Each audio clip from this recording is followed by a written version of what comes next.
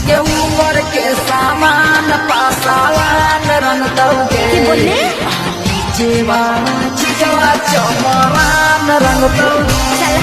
आगे दूधावा पीला के अहिरान रंग तौगे आ पूरा